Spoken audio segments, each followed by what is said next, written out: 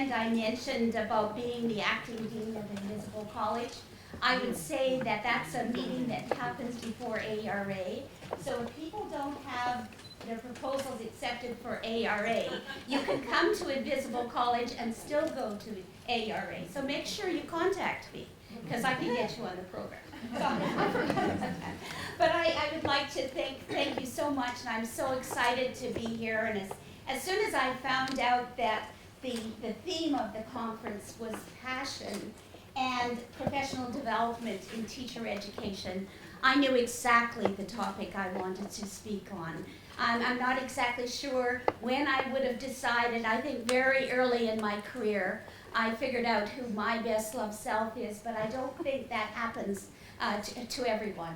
So I want to talk about that. And in the past while, we've had a lot of attention given to teacher identity, teacher community, the self-study of teacher education practices. But recently, we've started to bring the best loved self into the conversation, and today I'm not going to be just talking in a solipsistic way about the teacher being the best loved self, but the argument I want to make is the teacher has to know their best loved self so the student can learn their best loved self. If you don't have an example of someone who understands how they learn and who they are, you can't expect that of the children that are there. So I want to talk about that, and in the process, even though I created my speech before I knew I'd be talking about the Miriam Ben Perez book later, I already had it in my speech that what I'm doing will connect with Miriam Ben Perez, because I met Miriam as a doctoral student in Canada. And so I probably knew Miriam Ben Perez before the people of my age that are in this audience, which is very interesting. But I was kind of not very wise. I just thought she was someone important, and I did never ask who she was or what she was doing. But she did send messages back to me through my friend, because I was shy to talk to her. So for me to start to talk about the best loved self, I want to start by saying it's an international concept. And it comes from, in my research, I'm going to start with my own research. So I'm working from practice into theory. Okay, that's where I'm working, because I'm a field-based researcher. That's what I do. It started in my own practice in Houston, Texas. And I was working with the teacher, literacy teacher, Daryl Wilson. And he was very, very upset, because there was a paid consultant, and the paid consultant refused to let him teach the Holocaust unit. And for him, that was the most important unit he had done. He had traveled to Israel several times. He traveled to Europe every summer. And this person walks in and says, you can't do it anymore. And so he was very upset about that.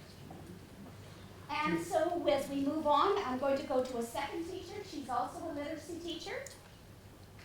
And Laura Curtis is her name. And I was talking to her also during this heavy accountability phase. And she said to me that she used to be in charge of her teaching, but no longer is she in charge of her teaching. She said, I am like a butterfly under a pin. I am stuck in this implementation cycle, and I can't get out of it. And I was there one time when she asked her principal, when will we be done with this consultant? And do you know what her principal said to her? Never. You will always be under the thumb of the consultant. And meanwhile, Daryl, he said to me that data was becoming reified like a god. And what teachers said or what they contributed was immaterial. So these examples that I'm giving, along with several others that I could speak of, such as Sheetan, Ashley Thomas, a whole list of teachers I've been working with for 20 years, as well as from my own practice at the university, because I get caught in the squeeze as well. This all caused me to think I had come up with a new conceptualization in my research program, but I had no ready term at my disposal. Also, I'm a pretty cautious person before I put anything out there. So then I started to travel all along the world, and here's Miriam comes in. So sometime later, I was invited to do a keynote address at Capital Normal University in Beijing, China. And another platform speaker was Miriam Ben Perez, who I met as a doctoral student. Miriam and I had never bonded really before that. We knew each other. And Miriam told a story from her experienced teacher study. And she told about a 5th grade teacher who had a superintendent come in his room, and that superintendent had previously seen her teach mathematics and Bible classes. But this time, he saw her teaching from a text, from a teacher's guide. And he got her aside, and he said to her, "Don't ever use a teaching method that doesn't suit your personality.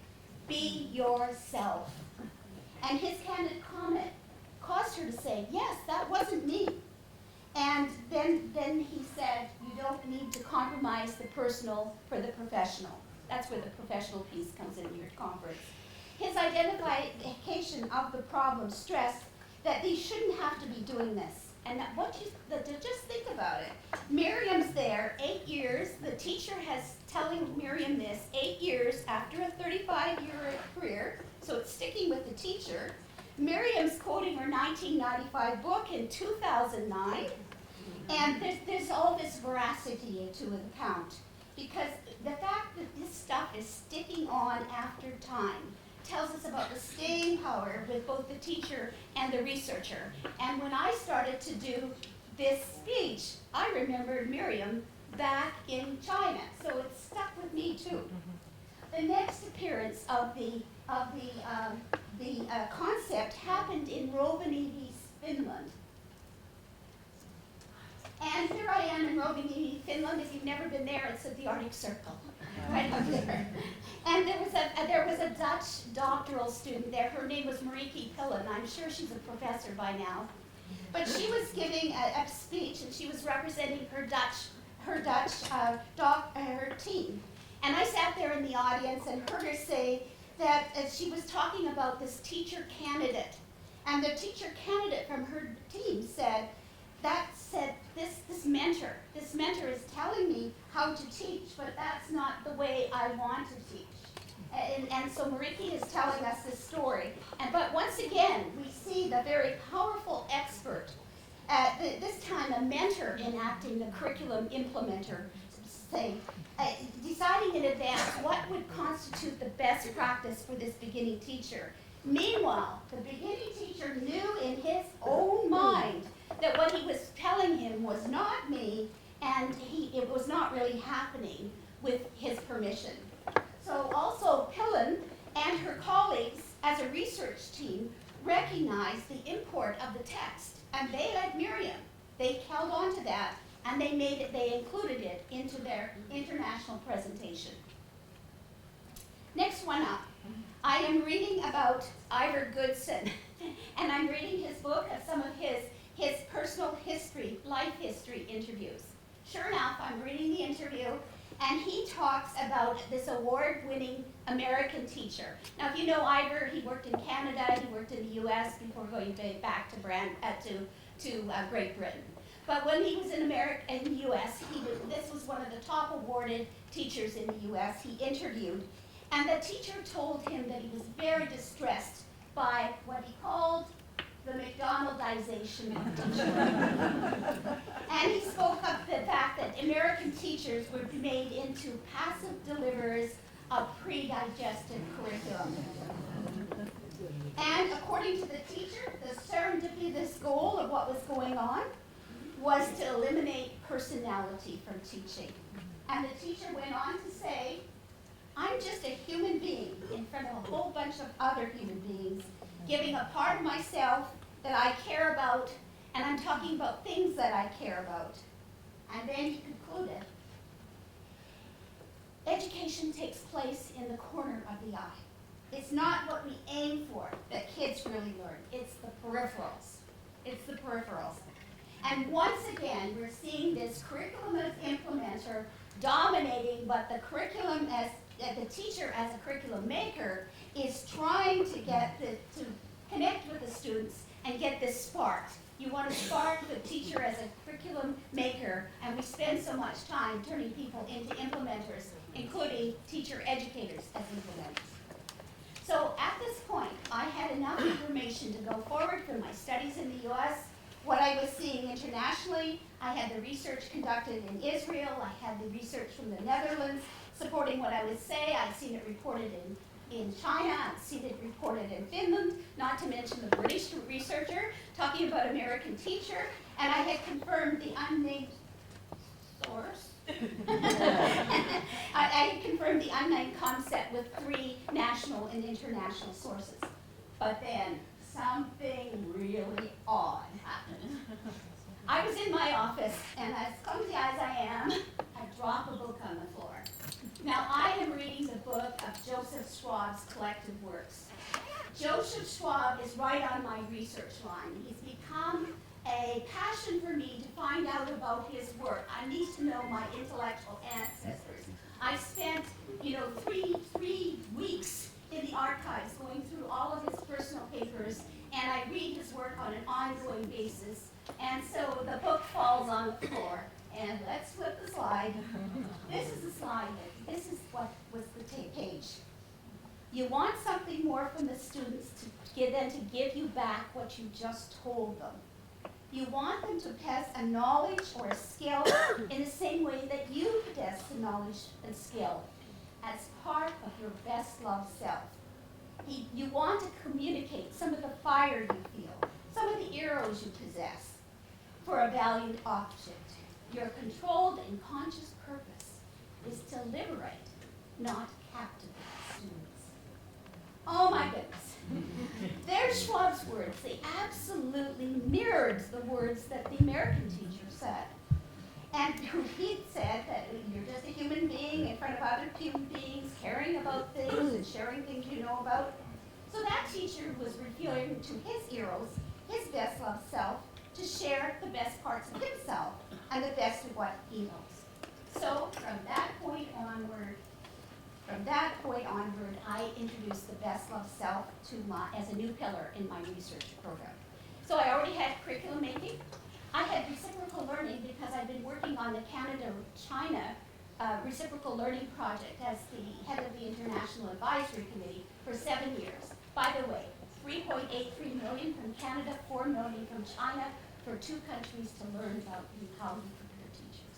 No other agenda than that. Didn't have any strings attached to it. And so I began to flesh out the concept more fully in keynote addresses, chapters, and articles, which my book is, Curriculum Making, Reciprocal Learning, and the Best Loved Self. And I started to discussed how myself, that I don't like giving up myself to appease to institutional agendas, and I think the price is too high to pay. I've also spoke about the best loved self, choice and action, and the fact that my best loved self chooses to be a general scholar. And there's someone in the audience who came up to me yesterday, and I think I could possibly say, they said I wrote one of their promotion and tenure letters. She came up and said, what a generous letter you wrote for me. And I responded, that's the way I try to be. That's part of how I try to be. And so we had that lovely conversation. And also then we have Miriam. And Miriam was I was invited to write different chapters, but Miriam was invited to write the Schwab chapter, because she would be the most senior Schwab person that could write that chapter. But she immediately turned around and asked me to co-author it. And she wanted, the thing about the chapter was, she wanted it to be all about the best loved self. But of course Miriam passed away before we got it done. So I went forward myself doing our chapter, but I didn't use just my own work. That's too solipsistic. I included 6 exemplars. I included that Canada-China project. I included your work here at Moffett. I included my own work on the best loved self, and also I used serial interpretation from 2 of my field-based projects. But really, what came back with that work dedicated to Miriam, I dedicated it to Miriam and went forward with that. But the takeaway point of the whole chapter that I did was this: a teacher's pursuit of the best loved self ignites students' passions for lifelong learning in a way that patterns their teachers' engagement with and reflects their excitement of learning. So, at this point, sorry, thank you, we'll go forward one more. At this point, I I became involved in a sidebar project. But it really wasn't sidebar, because you'll see it kind of comes to full conclusion tonight. If you come tonight, later this afternoon, I'll share some of their words about Miriam with you. And as part of the book proposal, we had planned, or MOFAS had planned, to purchase the rights of Heroes in Education, which is Schwab's article. It's Miriam's favorite article. It's my favorite article. But the price of it was too prohibitive. But we really felt that we needed to have that there. To understand Miriam, we needed to understand that chapter. So I wrote a chapter about Heroes in Education because it was Miriam's and my favorite work, and it was actually the glue that bonded us as friends, even though I knew her for years. But that was the glue in 2009. And so from that point on, we always chatted about that. And I said that I figured it out in 2009, and at that time, Miriam told me that what we were doing was addressing a distinct blind spot in the literature, the value of classroom discussion, focusing on the dynamic of teacher-learner relationships and the teaching-learning context. She was right. The image of teacher as implementer for too long had dominated the field of teaching education. And also subject matter had been going on for a long time. And then we had a lot of studies about students, but we had a lot of psychological depth there. And also we were giving more attention to Malou. But something about the dynamic between the teacher and learner was being lost. Maybe because quantitative researchers couldn't operationalize it, and also they couldn't quantify. One more, please. And so, however, for the qualitative researchers like Miriam and me, this was a playground. The topic was very attractive because we could participate, observe, we could verbally and non-verbally watch what was going on. We could talk, we'd have interviews with teachers, with students. We could have focus groups. So we agreed that this was an important research consideration, and we were totally of one mind where that happened. Let's go forward again. In addition, there was something else going on. And I believe that it's about who we were as people. Because Miriam only got her doctorate just before she was 50 years of age. She had been a teacher and a curriculum maker for a very, very long time. As for me, I was late into the academy too. I have a long history of being a teacher and a curriculum leader in a school district. We had that synergy. We had all that experience coming in. And also I would say we were curriculum makers long before my advisor and doctoral advisor, and I was Jean Clendonen's first doctoral student, Clendenon and Conley, before they were the first people to put teachers in a handbook. In 1992, in Philip Jackson's handbook, for the very first time, there was something about the perspective of teachers.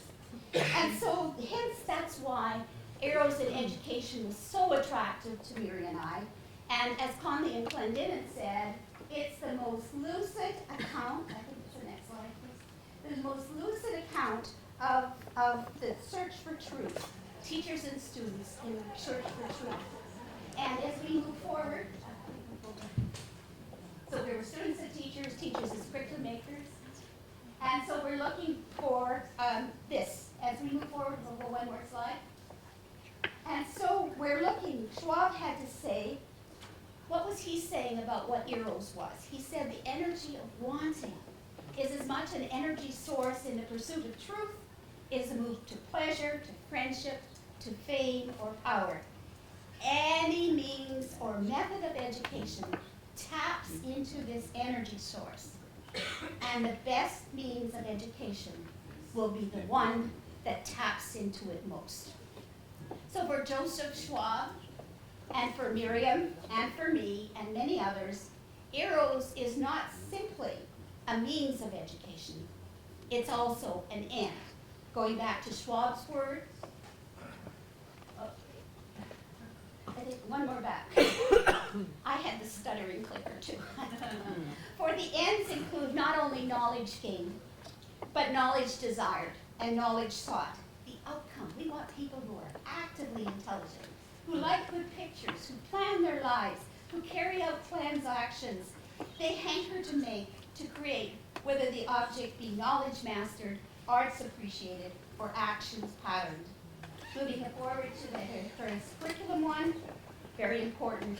A curriculum is not complete which does not move the eros, as well as the mind of the young, from where it is to where it could be.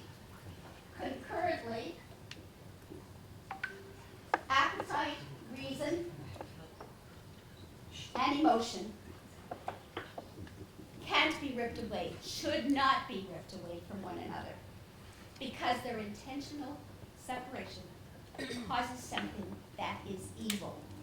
Dewey wrote that in his pedagogical creed. Splitting up the person into pieces is evil. It's a very evil intention. So the writing of Miriam's chapter, it reminded me of how much of a humanist, a constructivist, a Dewey progressive that Schwab was. I also remembered, because I always have my doctoral advisors talking to me, Michael Conley, who was a dear friend of Miriam's and a student of Schwab himself, always said that we had not done enough about how Schwab builds on Dewey. And now I'm going to try and make those connections. I began to see Schwab's, because he just used a turn of phrase. I've been trying to conceptualize it.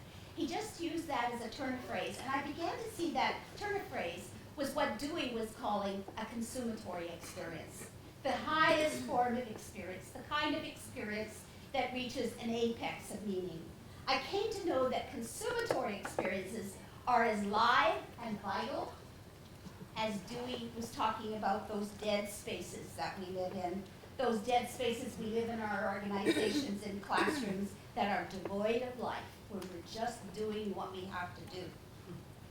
Now, not only do students have the capacity to carry them, that with consummatory experiences, including the best loved self, you become so absorbed, you're totally into it, that the push comes, you don't have to use it to learn knowledge, you want to learn because you want to learn, and you just move forward, and your mind is void, and you will work on this forever. No money attached to it, nothing like that. This is what you want to do. And so Miriam and I, we started to see that not only do students have the capacity to carry themselves through dead spaces, but their experience of their teachers' best loved selves can carry them through dead spaces into sweet spots of learning, until such point as their own eros develops, which connects them to their best loved self and their launching of it. So some people ride on their teacher's eros for the rest of their life. If they don't get a teacher who has eros, it's a pretty dead space life. But if you've had a really good teacher, you know that teacher. And if that teacher teaches you how to get yourself, you've got a pretty alive life going on, and you'll find things to do, things that'll keep you interested. As our pre-service teachers, when I started to talk with them, they said immediately, you got us at the breast love self. You got us, this idea that we pay attention to ourselves.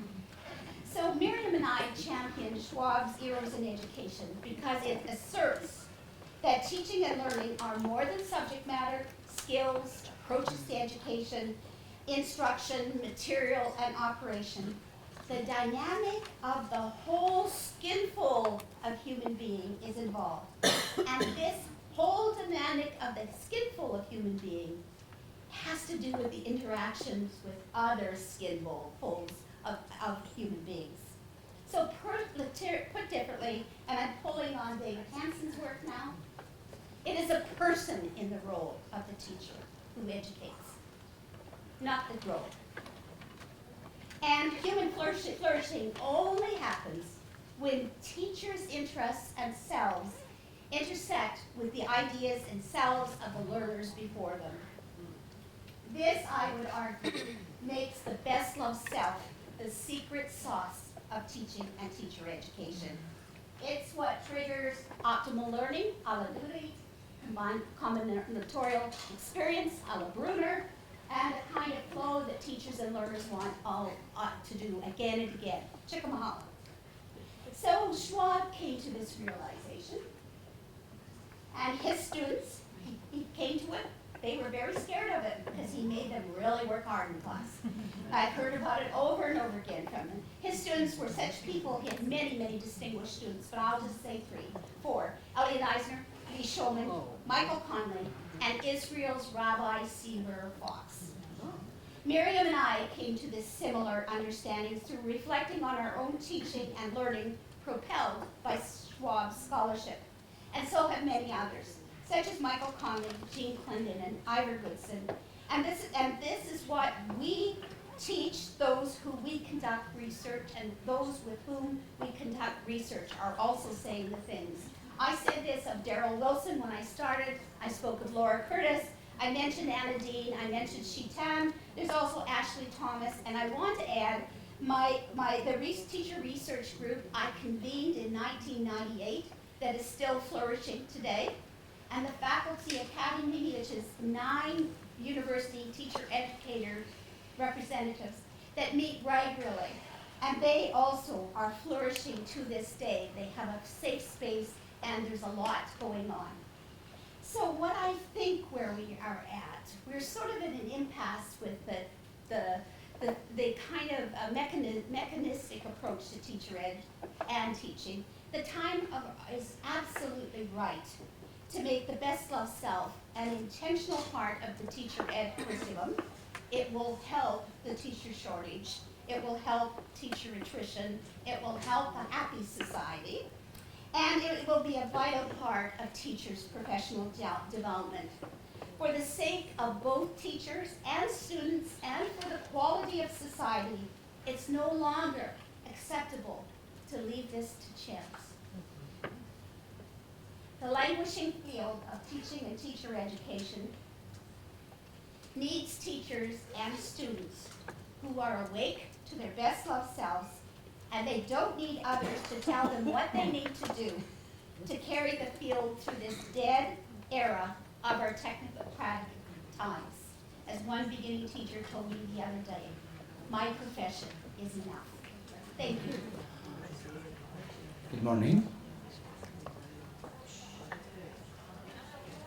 Thank you for the invitation and for the honor and pleasure to intervene at this amazing conference.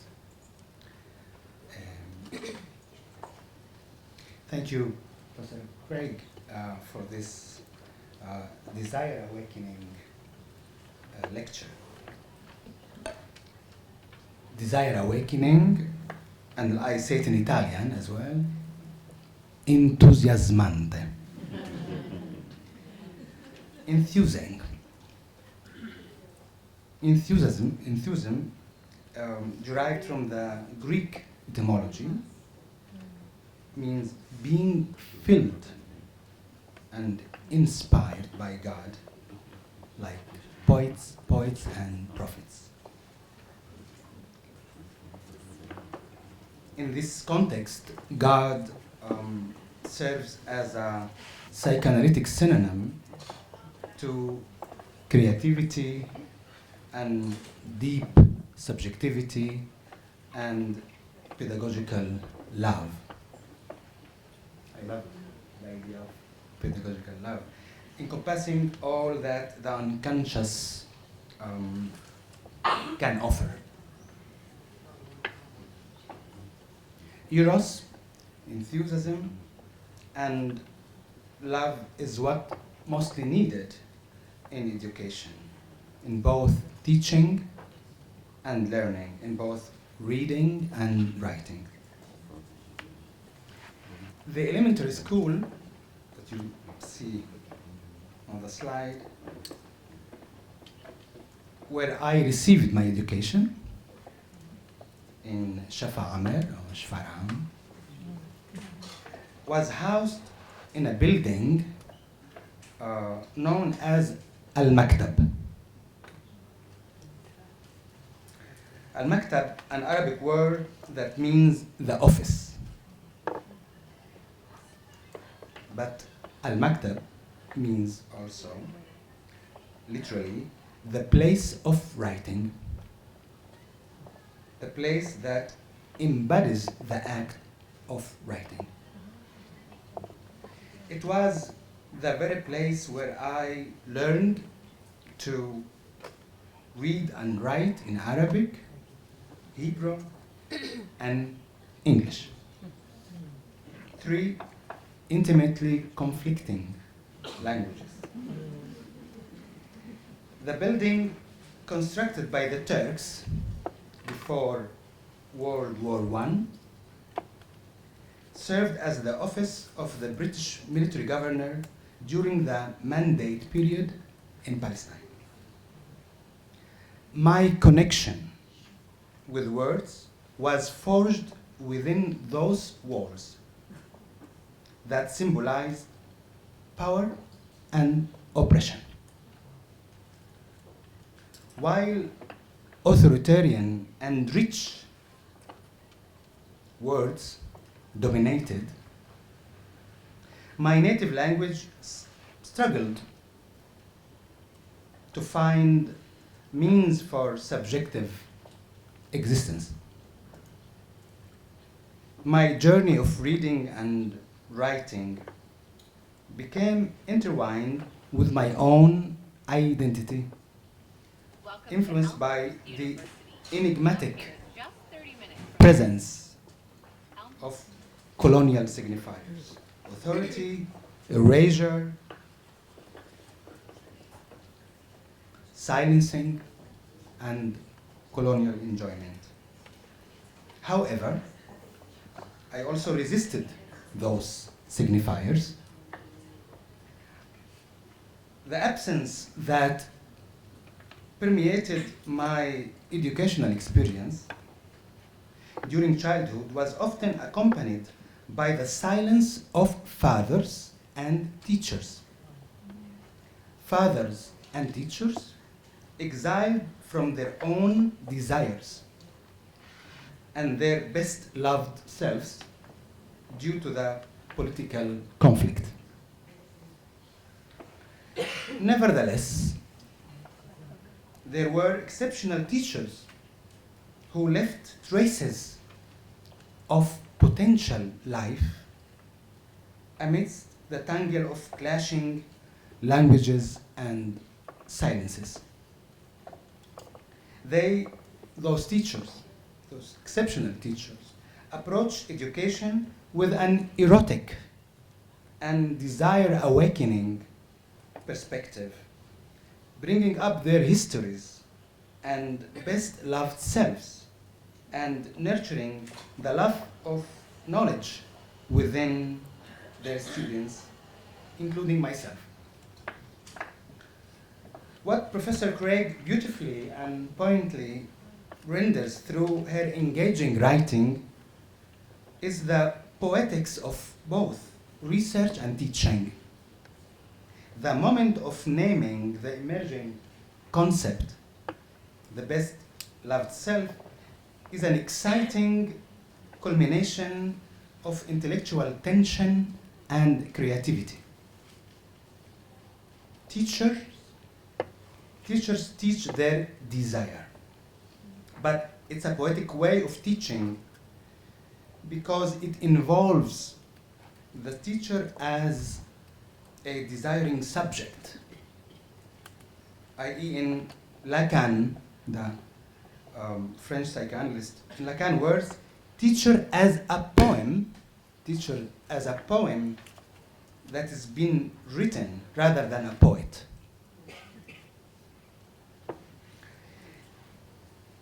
The theory of the best loved self places the subject at the heart of the educational process, emphasizing the significance of the unconscious over the individual ego. For decades, psychoanalysis has been marginalized in educational discourse, with internal life deemed dangerous and unsettling knowledge.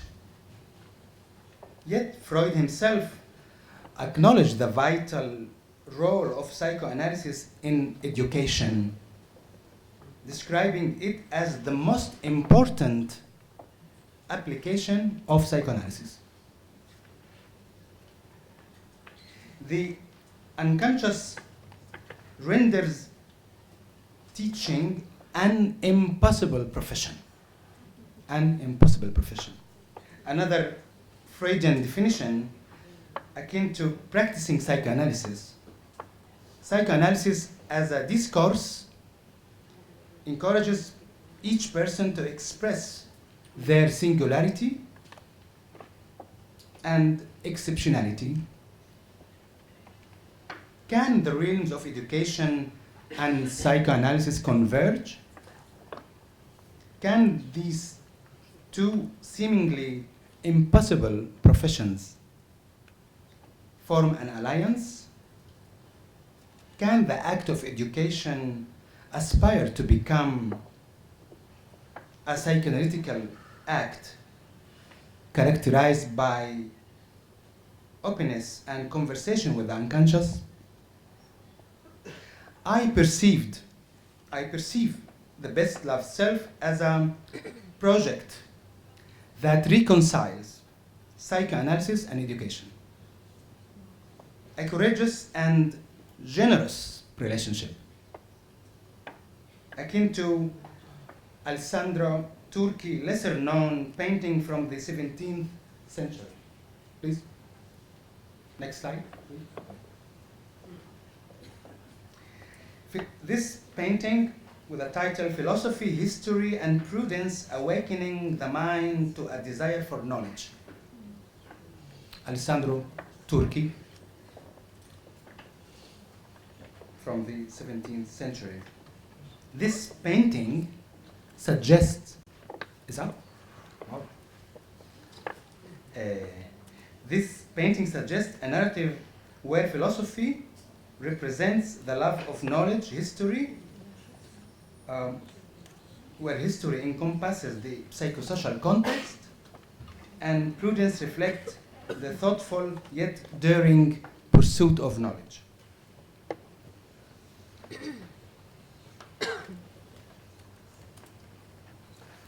So the time is up, so I'll try to make it shorter. Yes, just,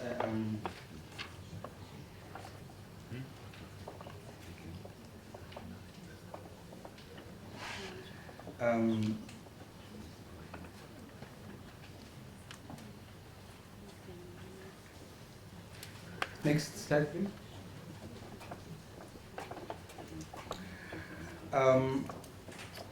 Only by speaking the language of desire, by tapping into the unconscious, can teachers, as symbolic others, ignite the desire to learn, the desire to truly live and appreciate the beauty and mystery of existence. Allow me to share, just 1 minute, a poem by the late Palestinian poet Mahmoud Darwish. I will recite in Arabic and you will read it in English. You will follow along.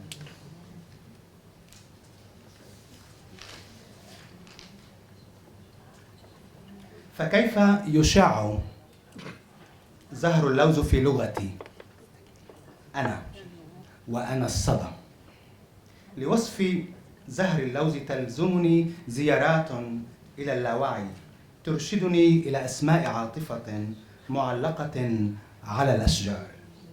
ما اسمه؟ ما اسم هذا الشيء في شعرية اللاشيء؟ يلزمني اختراق الجاذبية والكلام لكي أحس بخفة الكلمات حين تصير طيفا هامسا فأكونها وتكونني شفافة بيضاء. لا وطن ولا منفى هي الكلمات بل ولع البياض بوصف زهر اللوز. لو نجح المؤلف في كتابة مقطع في وصف زهر اللوز لانحسر الضباب عن التلال وقال شعب كامل هذا كلام نشيدنا الوطني. Throughout this text, the author grapples with the limitations of language, its potential to transcend these limitations, and the delicate interplay between the conscious and the unconscious in our attempts to express the inexpressible. It reflects poetically the intricate relationship between language, perception, understanding, and pedagogical love. Thank you.